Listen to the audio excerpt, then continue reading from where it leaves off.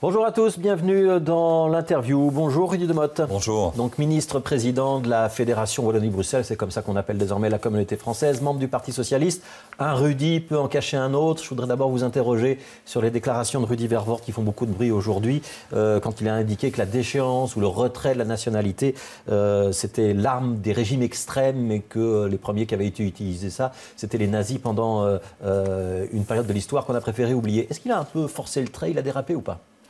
Je pense qu'il y a des propos plus subtils et dans les temps qui courent, on doit plutôt rechercher l'unité autour du thème anti-radicaux que la division. Et ces mots ne sont pas des mots adéquats.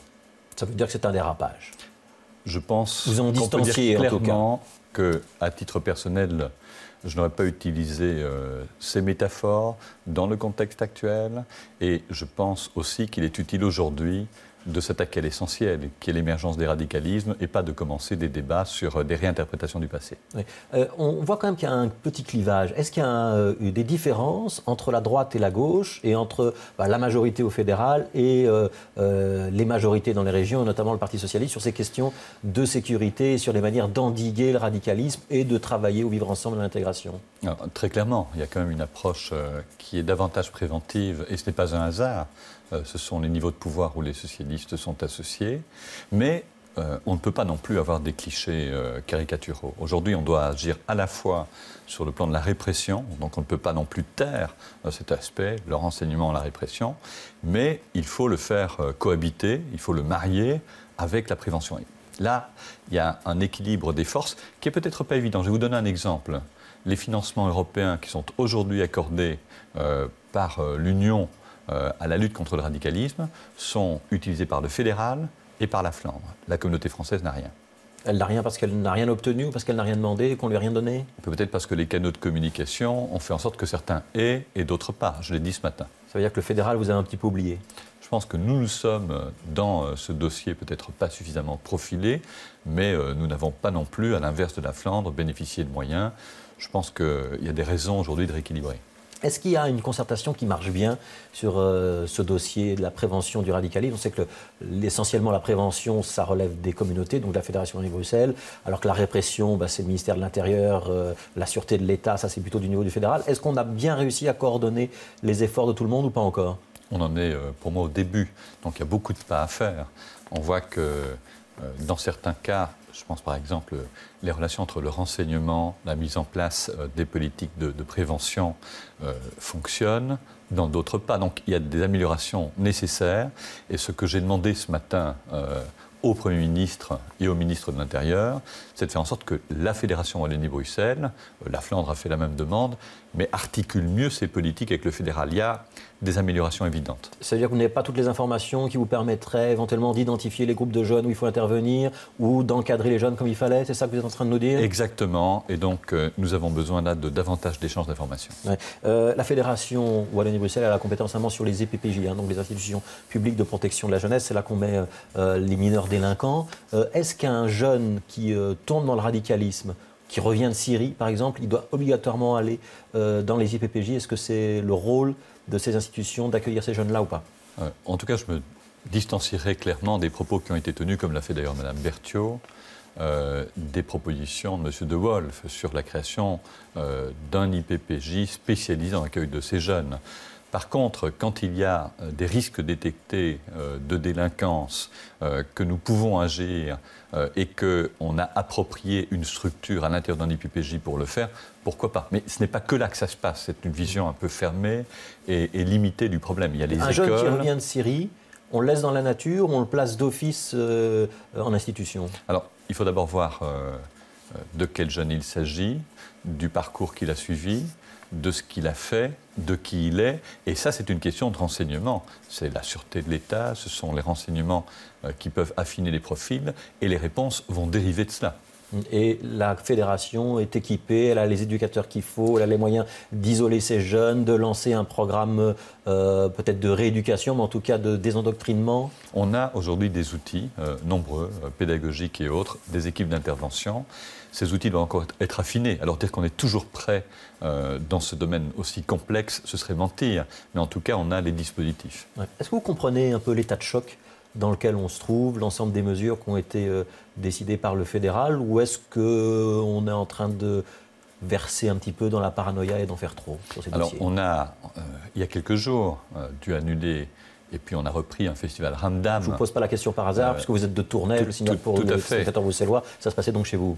Et donc, c'était des films controversés par une partie des mouvements les plus radicaux, des dangers réels. Ces films sont à l'affiche à Bruxelles, on a pu les voir, on continue de pouvoir les voir. Pas dans un contexte où on avait une juxtaposition d'éléments. Et là, les renseignements étaient clairs. Nous n'avons pas pu prendre d'autres décisions, mais en même temps, on ne peut pas aujourd'hui baisser la garde et dire qu'à chaque fois qu'il y a une menace d'atteinte à la liberté, on suspend un événement. Ce qui a d'ailleurs été la décision première. On prend la sécurité des vies d'abord en ligne de compte. Ensuite, quand la menace s'écarte pour des raisons diverses, on recommence et on montre que nous n'avons pas peur. Est-ce qu'il va y avoir des instructions, des encadrements pour les enseignants, puisqu'ils sont en première ligne sur ces questions-là? Oui, il y aura en tout cas des vade-mecum qui vont leur permettre de savoir comment réagir dans certaines situations, parce que l'endoctrinement fonctionne bien. Les réseaux sociaux déversent aujourd'hui beaucoup de désinformation. Alors, il y a des équipes mobiles qui peuvent aller sur place, mais il faut aussi des outils de formation. Il y a des moyens supplémentaires à la fédération qui vont être débloqués face à la situation? On va dans les enveloppes actuelles, nous en avons les moyens, réorienter un certain nombre de moyens. Chaque ministre fait l'exercice maintenant. Je vous pose une dernière question. Est-ce que Joël Milquet va réussir, qui est la ministre de l'Éducation, va réussir à faire le fameux cours de citoyenneté dont tout le monde parle pour la rentrée prochaine ou pas? C'est tout le mal que je lui souhaite. En tout cas, elle prendra une initiative dont nous avons parlé ce matin et d'autres vont suivre dans l'attente de la mise en place, cette fois-ci formelle, de tous les cours de citoyenneté sur l'ensemble des années où elles doivent ces cours se donner. C'est quoi l'initiative? Ça veut dire qu'on va quand même lancer quelque chose assez rapidement? Alors, on ne va quand même pas me faire brûler en politesse. C'est un petit peu l'exercice. Mais en clair, on va essayer de prendre des actions concrètes entre les différents acteurs aujourd'hui des cours qui se donnent sur le plan des 2 heures de religion pour, dès 2015, commencer quelque chose. Donc, dès la rentrée de septembre, il y aura quelque chose dans les écoles? Il y aura quelque chose dans les écoles, ce sera annoncé vendredi. De tous les réseaux? Ce sera annoncé, on essaiera de prendre une disposition transversale.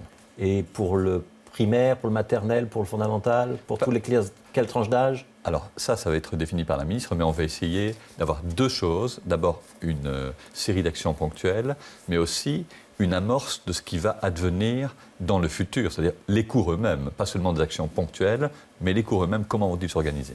Alors, comité de concertation ce matin, on y a fait référence, c'est là que vous avez rencontré donc le Premier ministre, mais aussi les représentants de la Wallonie et de la Flandre.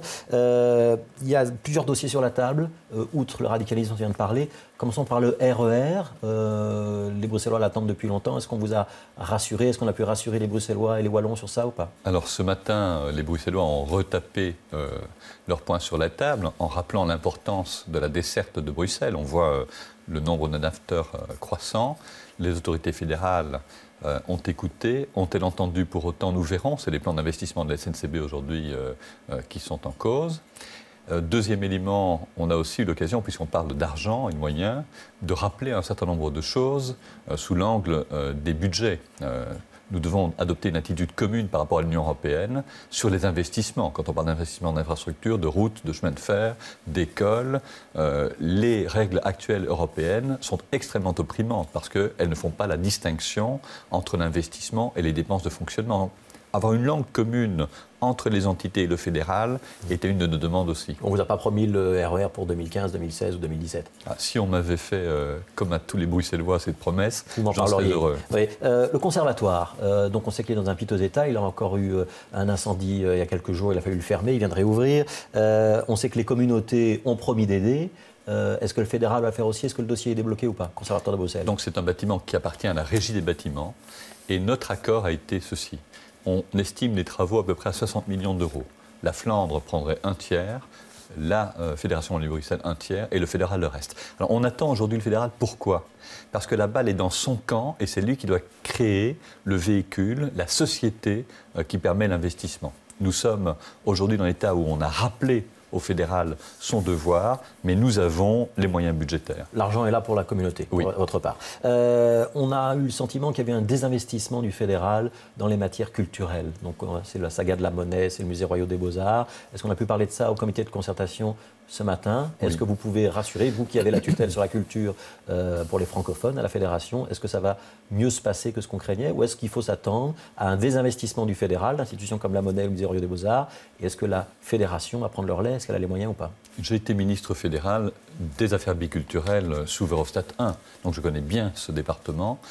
Il y a eu des désinvestissements multiples dans le domaine de la culture fédérale, mais aujourd'hui, on n'en est pas là. On en est à une volonté qui existe dans le chef d'un certain nombre d'acteurs, je parle ici de la NVA, et donc aux francophones aussi à l'intérieur du gouvernement de résister, de déliter ce qui reste de la culture fédérale. Pour moi, les institutions comme la Monnaie, les institutions comme les Beaux-Arts, restent des vitrines nécessaires à notre État. Et vous avez la conviction que cette conviction est partagée par les partis flamands et par les partis qui siègent au fédéral? Alors, moi, je pense qu'un certain nombre de francophones autour de la table ont mesuré le danger. Ils sont un peu pieds et poings liés à la NVA et aux Vous faites allusion Flamands. au mouvement réformateur et des Renders. Exactement.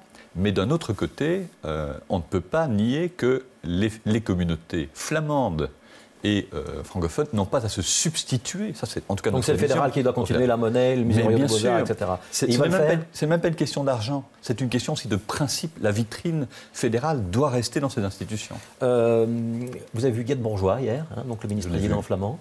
On observe à Bruxelles que les Flamands sont en train de réduire leurs investissements sur les crèches, sur les écoles néerlandophones. Ça va accroître la pression probablement sur les écoles francophones. Il y a tout un programme de construction d'écoles décidé sous la précédente législature. Il est maintenu, il faudra l'amplifier ou pas? Alors, on a prévu 25 000 places au total, 15 000 sur Bruxelles. Donc, on voit que le phénomène bruxellois est aujourd'hui intégré dans la Fédération Wallonie-Bruxelles. Du côté flamand, ce que vous dites est tout à fait exact. Il y a un frein qui est mis. Donc, j'ai relancé le débat hier. J'ai dit à Guerte Bourgeois, voilà, vous avez des politiques qui sont pour nous un petit peu opaques, on veut mieux les comprendre. Et donc, entre nos deux gouvernements, on met un groupe de travail sur place pour savoir comment répondre aux défis démographiques. Parce que si on veut lier ça à la situation de Bruxelles spécifiquement, en matière d'emploi, de formation, d'éducation, et même d'émergence de mouvements radicaux, quand les jeunes sont en déshérence, on peut tout attendre. Alors, que peut-on faire ensemble, flamands et francophones? C'est la question qui a été posée hier. Et vous allez donc en discuter. Et donc, il a été convenu de mettre sur pied sans passer par le fédéral. Toute dernière question. André Antoine, c'est le président du Parlement de la Fédération de Bruxelles. C'est lui qui vous contrôle. Il suggère que ce Parlement ne se réunisse plus. Que le Parlement, la Fédération, il est président du Parlement wallon, que le président de la Fédération ne se réunisse plus systématiquement à Bruxelles, mais de temps en temps à Namur, ce qui simplifierait la vie de beaucoup de parlementaires wallons. Vous êtes d'accord avec l'idée ou pas? Il est une expression qui dit chacun voit midi devant sa porte. Clairement, aujourd'hui, Bruxelles reste aussi un point d'ancrage important pour la Fédération, qui doit couvrir les deux régions, la Wallonie et l'espace bruxellois pour les francophones. Et donc, déserter Bruxelles, dans le contexte actuel, est une mauvaise idée. Je pense qu'il faut garder une balance. La Fédération restera à Bruxelles. Il faut garder une balance entre les députés régionaux qui siègent à Namur ou à Bruxelles, selon, et puis la Fédération, qui de temps en temps aussi, par son gouvernement, peut se déplacer partout sur le territoire, mais son Parlement a son siège à Bruxelles. Il y a une tendance régionaliste, un danger régionaliste qui existe. On pourrait gommer la fédération ou la communauté? Alors, je pense que ce serait une erreur, alors que notre État est en questionnement, de perdre ce lien qui permet justement l'articulation des francophones sur Bruxelles et la Wallonie. Merci Rudy Demotte d'avoir été l'invité de l'interview. Demain, c'est Zakia Katabi qui sera dans l'interview et c'est Stéphanie Meyer qui l'interrogera.